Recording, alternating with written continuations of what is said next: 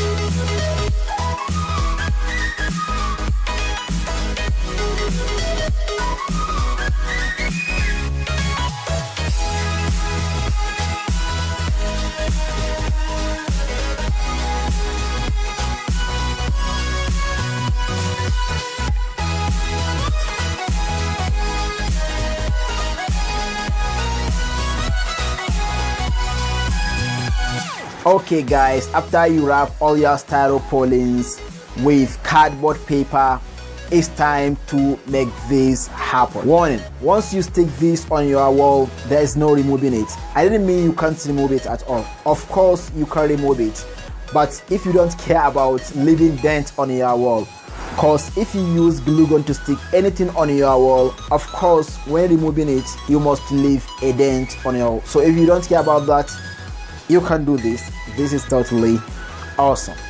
Okay, let's get started. All right. Oops. Look at this glue gun and this styrofoam, right?